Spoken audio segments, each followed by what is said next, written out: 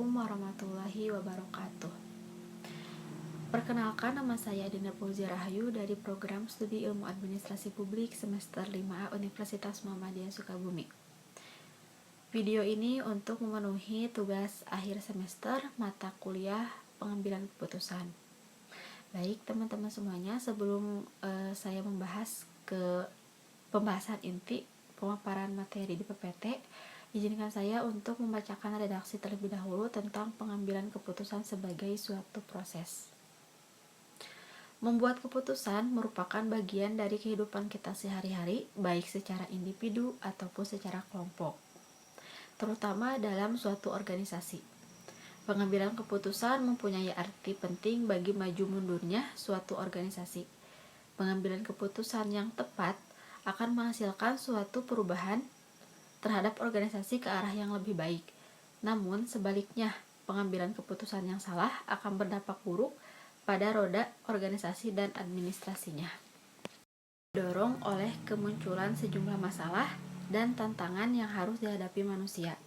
Masalah yang dihadapi oleh pengelolanya adalah menemukan kebijakan dan strategi terbaik agar organisasi tetap dapat bertahan hidup dan menciptakan kemakmuran bagi para pemilik ataupun pengelolanya. Mencari solusi yang akan membantu kelangsungan hidup organisasi sehingga organisasi dapat terus menciptakan kemakmuran bagi pemiliknya merupakan tujuan utama dari pengambilan keputusan. Selanjutnya yaitu untuk tugas strategi seorang pemimpin adalah mengambil keputusan. Maka seorang pemimpin itu dituntut untuk mempunyai kemampuan dalam pengambilan keputusan, karena dari keputusan tersebutlah akan menentukan langkah selanjutnya. Keputusan yang cepat, tepat, dan benar akan membawa kesuksesan atau membawa kebaikan suatu organisasi tersebut, baik organisasi profit maupun non-profit. Begitu juga sebaliknya, keputusan yang tidak tepat akan beresiko terhadap langkah berikutnya. Mengatakan bahwa pengambilan keputusan merupakan ilmu dan seni yang harus dicari, dipelajari, dimiliki, dikembangkan secara mendalam oleh setiap orang. Mengapa dikatakan sebagai seni? Karena kegiatannya selalu dihadapkan pada sejumlah peristiwa yang memiliki karakteristik keunikan tersendiri. Sedangkan mengapa dikatakan sebagai ilmu? Karena aktivitasnya itu memiliki sejumlah cara, metode, atau pendekatan yang bersifat sistematis dan teratur. Gian mengemukakan bahwa pengambilan keputusan adalah suatu pendekatan yang sistematis terhadap hakikat suatu masalah, pengumpulan fakta-fakta dan data, penentuan yang matang dari alternatif yang sudah dihadapi, dan mengambil tindakan yang menurut perhitungan merupakan tindakan yang paling tepat. Johannes Supranto memaparkan secara populer dapat dikatakan bahwa mengambil atau membuat keputusan berarti memilih satu di antara sekian banyak alternatif yang dibuat dalam rangka untuk memecahkan permasalahan atau persoalan yang dimana sering kita sebut sebagai problem solving. Terjadi jika pengambilan keputusan sepenuhnya mengerti latar belakang, tujuan dan sasaran, alternatif penyebab tindakan, serta konsekuensi yang mungkin timbul dari keputusan. Namun, keputusan yang dibuat dengan baik belum tentu menjadi keputusan yang efektif. Jadi di sini dijelaskan bahwa keputusan yang efektif bergantung pada 3 hal, yaitu kualitas keputusan, penerimaan bawahan, dan ketepatan waktu. Keputusan dikatakan berkualitas jika mampu memecahkan masalah yang dihadapi seseorang atau organisasi, dengan tidak adanya resistensi pada pelaksana dan pihak-pihak yang terkait langsung dengan keputusan. Akhirnya, keputusan yang efektif terjadi bila dekat dengan waktu terjadinya permasalahan yang akan dipecahkan. Artinya bahwa keputusan yang efektif adalah keputusan yang dibuat dengan baik dan dapat diimplementasikan pula dengan baik. Untuk proses pengambilan keputusan di sini meliputi ada 5 hal dalam proses pengambilan keputusan. Yang pertama ada perumusan masalah, yang kedua ada pengumpulan data dan penganalisis data, Yang ketiga ada pembuatan alternatif kebijakan. Yang keempat yaitu pemilihan salah satu alternatif terbaik. Yang kelima yaitu pelaksanaan keputusan. Yang keenam yaitu pemantauan dan pengevaluasian hasil pelaksanaan. Baik teman-teman semuanya, izinkan saya di sini untuk membahas satu persatu terkait proses pengambilan keputusan. Bahas saja terkait proses pengambilan keputusan. Yang pertama itu ada perumusan masalah. Jadi, dalam hal ini, pemimpin diharapkan mampu merumuskan masalah yang ada di dalam suatu organisasi, yaitu masalah yang hadir karena yang pertama, adanya gap atau kesenjangan antara kenyataan, titik berangkat dengan tujuan yang ingin diraih atau standar yang ingin dicapai. Kesulitan untuk menjembatani kesenjangan itu. Yang ketiga, adanya kemungkinan penyelesaian masalah bila perumusannya benar. Perumusan masalah juga terkait dengan sudut pandang. Karenanya, beberapa proses harus dipastikan hadir. Apakah ciri suatu perumusan masalah yang baik? Sebuah perumusan yang baik mengidentifikasikan semua elemen-elemen yang relevan, elemen yang absen, dan elemen yang perlu ditambahkan. Perumusan masalah dimulai dengan mengkaji fakta-fakta yang ada. Seringkali hal yang kedengarannya sederhana ini menjadi sumber kegagalan pengambilan keputusan yang benar. Masalah yang sering muncul dalam pengkajian fakta adalah pemimpin dan orang yang ada di sekitarnya sering membaurkan fakta dengan tafsiran tentang fakta tersebut. Sebuah perumusan yang baik mengidentifikasikan semua elemen-elemen yang relevan, elemen apa yang absen, dan elemen apa yang perlu ditambahkan. Keputusan yang kedua yaitu ada pengumpulan dan penganalisis data. Pemimpin diharapkan dapat mengumpulkan dan menganalisis data yang dapat membantu memecahkan masalah yang ada. Adapun proses pemecahan masalah dalam pengambilan keputusan, yang pertama itu ada fase pengumpulan fakta, yang kedua fase penemuan ide, dan yang ketiga ada fase penemuan solusi. Fase pengumpulan data atau fakta meliputi kegiatan mendefinisikan masalah serta mengumpulkan masalah serta menganalisis data yang penting. Satu cara untuk meningkatkan kemampuan pengumpulan data adalah dengan mulai dulu melihat masalah yang ada secara luas dan kemudian melanjutkannya dengan menentukan submasalah yang ada. Dalam hal ini diperlukan kemampuan untuk membedakan antara gejala dari masalah yang sebenarnya. Fase penemuan ide meliputi kegiatan pengumpulan ide-ide yang mungkin dipakai dan kemudian mencari ide yang terbaik.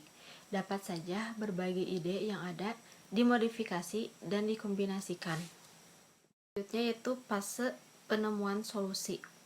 Fase penemuan solusi ini meliputi kegiatan mengidentifikasi dan mengevaluasi pemecahan yang mungkin dilakukan dan bagaimana cara melakukannya. Kegiatan dalam fase ini meliputi penentuan pendapat, analisis, dan penerimaan ataupun pemberian kritik. Setiap ide yang ada diberi nilai bobotnya masing-masing. Proses pengambilan keputusan yang ketiga yaitu pembuatan alternatif kebijakan. Setelah masalah dirinci dengan tepat dan tersusun baik, maka perlu diperkirakan cara-cara pemecahannya. Cara pemecahannya ini hendaknya selalu diusahakan dengan adanya alternatif beserta konsekuensinya baik positif maupun negatif. Oleh sebab itu, seorang pemimpin harus dapat mengadakan perkiraan sebaik-baiknya. Untuk mengadakan perkiraan yang dibutuhkan adanya informasi yang secukupnya dan metode perkiraan yang baik. Perkiraan itu sendiri terdiri dari berbagai macam pengertian. Yang pertama, perkiraan dalam arti proyeksi, perkiraan yang mengarahkan pada kecenderungan dari data yang telah terkumpul dan tersusun secara kronologis. Yang kedua, perkiraan dalam arti prediksi. Artinya, perkiraan yang dilakukan dengan menggunakan analisis sebab akibat. Yang ketiga, perkiraan dalam arti konjeksi. Artinya, perkiraan yang didasarkan pada kekuatan intuisi ataupun perasaan. Nah, intuisi di sini sifatnya subjektif. Artinya tergantung dari kemampuan seseorang untuk mengolah perasaan. Lanjut kepada proses pengambilan keputusan yang keempat, yaitu ada pemilihan salah satu alternatif terbaik. Pemilihan salah satu alternatif yang dianggap paling tepat ataupun paling baik untuk memecahkan masalah tentunya dilakukan atas dasar pertimbangan yang matang atau rekomendasi. Dalam pemilihan suatu alternatif dibutuhkan waktu yang lama karena hal ini menentukan alternatif yang dipakai akan berhasil atau sebaliknya. Nah, untuk pengambilan keputusan oleh pemimpin, kaitannya dengan pemilihan alternatif pemecahan masalah akan melibatkan semua pihak yang terlibat dalam lembaga pendidikan.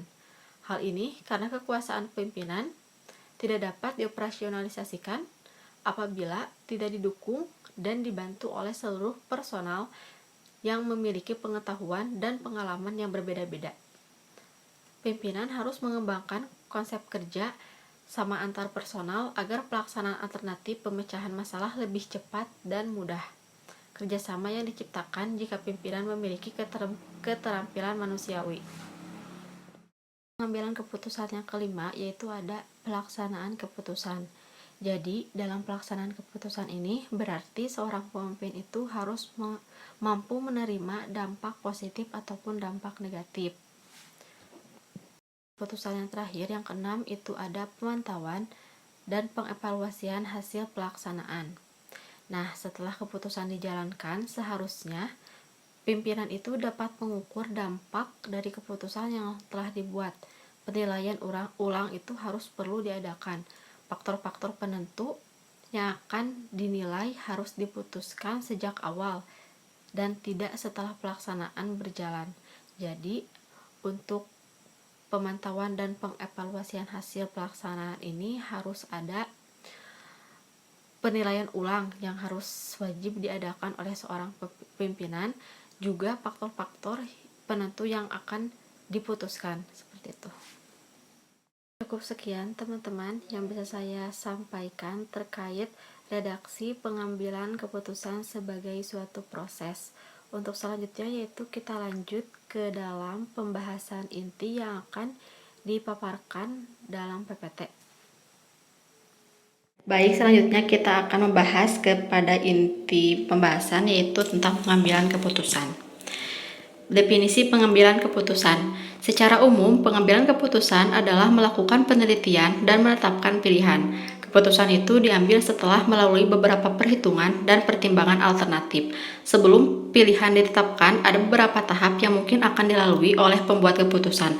Tahapan tersebut bisa saja melalui identifikasi masalah utama, menyusun alternatif yang akan dipilih, dan sampai pada pengambilan keputusan yang benar.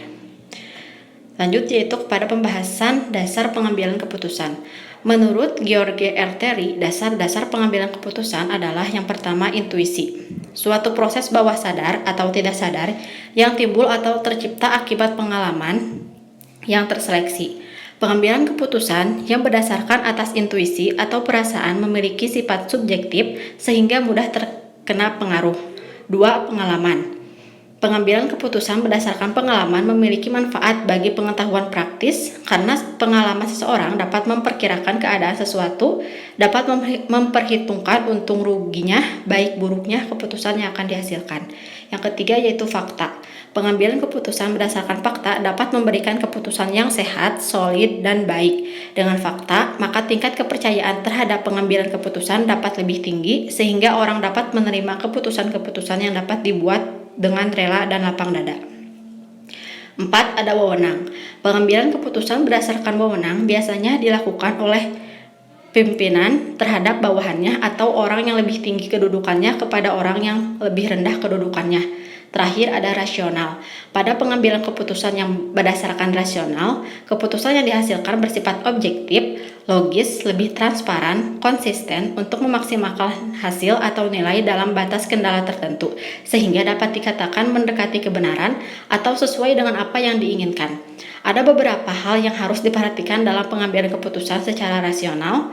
Yang pertama ada kejelasan masalah, 2. Orientasi tujuan, 3. Pengetahuan alternatif, 4. Preferensi yang jelas, 5. Hasil maksimal. Selanjutnya yaitu jenis-jenis keputusan. Pertama ada keputusan terprogram. merupakan keputusan yang berulang dan telah ditentukan sebelumnya. Dalam keputusan terprogram, prosedur dapat digunakan untuk menyelesaikan permasalahan yang dialami organisasi.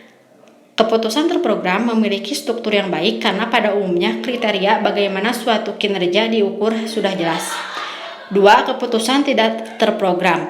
Keputusan ini belum ditetapkan sebelumnya dan pada keputusan tidak terprogram tidak ada prosedur buku yang dapat digunakan untuk menyelesaikan permasalahan. Keputusan ini dilakukan ketika organisasi menemui masalah yang belum pernah mereka alami sebelumnya, sehingga organisasi tidak bisa memutuskan bagaimana merespon permasalahan tersebut, sehingga terdapat ketidakpastian apakah solusi yang diputuskan bisa menyelesaikan permasalahan atau tidak. Akibat tidak terprogram menghasilkan lebih sedikit alternatif keputusan dibandingkan dengan keputusan terprogram. Mungkin sekian yang bisa saya sampaikan mengenai materi-materi tentang pengambilan keputusan. Wassalamualaikum warahmatullahi wabarakatuh.